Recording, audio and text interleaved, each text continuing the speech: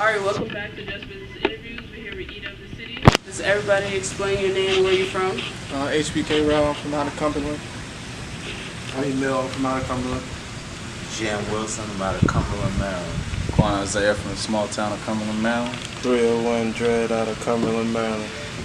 Alright, we got the group out of Cumberland, Maryland. Alright, so the first and foremost, why you started making music? It's just a passion, like, I don't know, it's just something when a beat comes on, it could change my day, like, just feel the rhythm and start spitting to it. So, when did you start actually making it? Was it, when did y'all just make the group and y'all just found each other? Or one person knew somebody else, he was like, nah, my man's rap too, let's get in this joint. So that's it was kind of like a link like that. It just kind of came together from seeing talent and then meeting up, and then it just kept branching together. So what age were you when you started making music? Like, seriously? Like, dropped my first song, I want to say I was in 9th grade, I was like 14. 14. Yeah. How did it feel when you made that first song? I don't know. I was nervous about feedback and shit. You know, when you're that young, like, your friends' parents and shit be thinking crazy shit when you know what I mean, you rap and you trying to do what's hot, not really what you living. You know, 14 when you young, you just like, you know, popping essays. That's how you feel. Yeah. But I don't know. Time killed that. You know what I mean? As you get older, you don't worry about how nobody feels, cause you know what I mean. That's what you like to do. That's why I stuck it out. So what about you? Why you started making music? Well, music is an escape, you know, for some people. So it's just something you can really put your emotion into. It's another way to let a lot of people know how you really feel. You know what I mean? It's an easy way. Some people's good at it, some people's not. But we keep things hot, so it's kind of easy for us to do. So what age did you start making music? I started probably around 16. 16. Yeah. So do you remember basically how it felt when you basically heard your voice over the other song? Instead of listening, you know how you listen to other people rap, and then actually hear your voice over the at first I didn't really like it. It was iffy. I didn't know if I really was gonna grow into it, or maybe it just wasn't for me. But you know, there's ways to perfect your craft. So I utilized them ways, and now, you know what I mean, I'm not where I want to be yet. Speaking for the group, we're not where we want to be yet. You know what I mean? We still trying to up the par for ourselves, but for right now, everything is good. So we gonna be cool. That's good. So for you, Jen, why you started making music? I started making music because sports was impossible. What sports you play, or were you trying to play? Just awful at any sport, period. So, I mean, I needed something to do, so I just came up with music. I've been at music since I was like 14. Not just non-stop, just added, took a little time off, and then we formed the group. You want to say, how did y'all form the group? Who started the formation of the group? Well, I had formed like Eat of the City when I was in high school, just with a few other people and someone else who's in our group but not here. And then we all worked at the same place. And so I didn't believe they could rap at all. In all honesty, he would just be coming to me saying, yo, I can spit. You know, everybody be like, yeah, right. Be like, you rap. That's what I was like. All the time. And then I was like, alright. Then one day I was like, alright, come over. He spit this freestyle. And then, but it was on an industry beat. I also make beats. Oh, okay. So I was like, wait, stop. let me produce this. So we produced it. And it was a hit. And people really rock with it. And then Dre came over. And then we just started forming the group. And it all came together. So how did you form the name Heat of the City? Where did that come from? It just was like, it just felt right. Like, I was young when I formed it, and it just stuck. And then I really originally wasn't even gonna go with it again, but Trev was like, let's just go with it. So we went with it. It just sounds nice. Yeah. Okay. So what type of music you would say your group is? Basically more rap, versatile. We're versatile. Okay. We definitely it's a high energy, but also we like to key in on emotions. Like, also capable of a lot of love music, but a lot of like high, very just like almost rock star level of energy. It's just like our live shows are just nonstop. Crazy. It really is a sight. Okay. So why did you? I know y'all met together. So, but why did you start making music? Well, I grew up around music. Grew up Like, my dad Oh, yeah, I was was about to doing this ask. rap thing. And Your dad? everything. Anybody Yeah. else? My dad and my older brothers, like they were always after it. We had a studio in our house, so it Oh, was so like, you said you had to do right here. I was always telling myself like I want to be like that. Like I want to rap, but like I never thought to actually pursue it. Like I performed in talent shows and shit before, but I never thought, man, I can't really go and try to be a rapper because of what this person might think or the next person might think. I was worried about that. I didn't have my confidence and everything. So like. I mean, so what helped build your confidence? Makes you that start doing it. Was it somebody in your Repetition. life? Oh, repetition. Okay. Him. Big time. Yeah, because I used to look up to him when he first had Heat of the City. So like, when I became boys with him, like working with him and shit, it was just like, it felt right because I got to be with, under somebody that I looked up to. Why did you start making music? Shit. I started because he made me start. Everybody started. It's like, Yeah, he was like, yo, come by and listen to beats and stuff. And all of a sudden he was like, I want you on this. I was like, I have no clue what the hell I'm going to do, but we're going to make something happen. All of a sudden, it turned into a hit. And then he was like, ain't no looking back now, but. Everyone's making hit, you gotta keep making more. And then that's exactly how it happened too, because as soon as that happened, we dropped our first tape, and it did like, what was it? We did really good. It was like 13K. Yeah. So was it y'all three and then y'all added them too, or was it always all y'all five? It really started off just us three and another person, Nims, who's also in the group.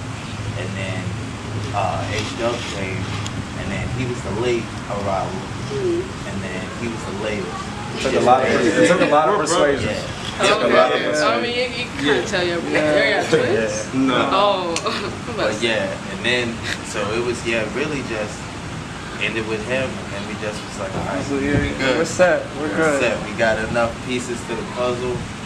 Yeah, it's more like we come together and drop a lot of tapes, but we're really more of a collective. Okay. Like, so you have your own separate we music have as our well own too? separate music as well, and we From branch all off and make tapes together, like within the group. Like you might see a tape from me and Quana, them two. It's a So lot basically, of it's a group, but you still got your own stuff, Right. basically, type stuff. Okay. So is there any? Let's start with you. Is there any? Give me three things that people, your fans that don't know about you, that's interesting. Wild, smart. When you say smart, what are you saying? Smart as in it's unexpected, but I'm going to say next. Okay. And I don't know the last one, honestly. Any cool experience that happened to you that they don't know about, something like that? Cool experience. That happens a lot. I don't know. I can't really go into detail about most of them because they all end and start pretty damn crazy. So I feel you. yeah, I'm just leaving it crazy as 2 words. Okay. So what about you? Any three things like most of your fans don't know about you yet? I mean, my stage presence, I go out on the stage and I perform with high levels of energy. I guess 110% every time. And eventually I want people to see it. So is there any stage routine you do to basically get your energy up there before your shows or something like that? Like during the week of a show, I get stressed out. I don't know how everybody else is, Nah, I but feel I'm it. sitting there with headphones in, just rehearsing to myself in the mirror in the kitchen, just spit my verses, everything, make sure everything's cool, get my mannerisms right for the stage. Like I wanna make sure I touch this. To me the day of that shit, that stress shit. Oh my goodness, that get on my Yeah, I know nerves. that's true. I throw events. I'd be stressed to my after the goodness. party. Right. Not even during the party. Everything has to after the happen party. first. It's just like the Yeah. day of, it's just like when it all hits at once. It's like, oh damn, this didn't happen, now this is happening, and then you constantly gotta keep setting up stuff. It's just crazy. So is there anything that you think interesting about you that your fans don't know about you?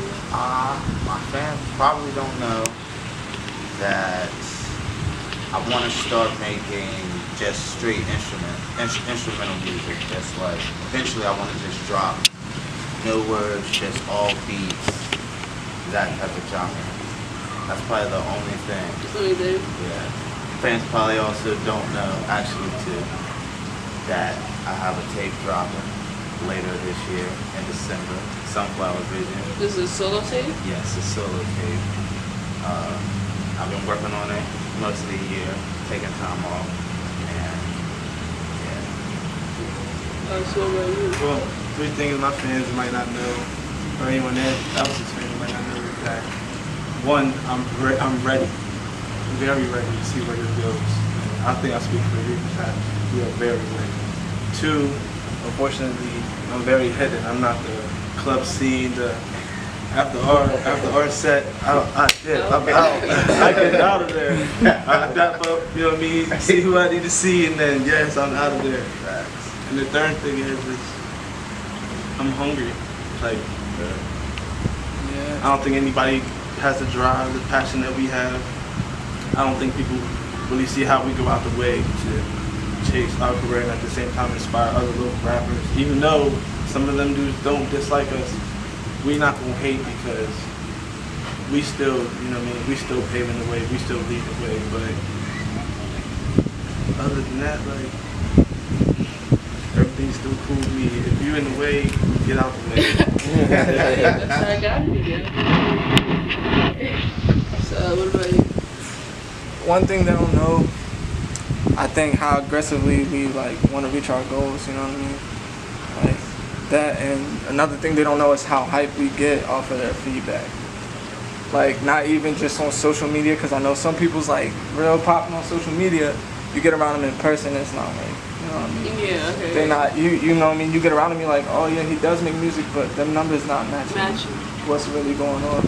Like when y'all come up to us in public and be talking to us about our shit, and we know y'all listening, like that's real love. And the last one is like, I don't know, I got a crazy mind. I'm always plotting, for real. If it's a way for me to get ahead in any stage of life, I'm not gonna say I'm gonna fuck you over, but I'm getting mine. I'm getting mine. That's, ooh, damn, man. I mean, that's real. He's being real. He's being real. So, what is y'all goals as a group? Let's answer that first as a group. Then I go into individually. What is y'all goals for you as a group for basically the next year? We want to definitely travel.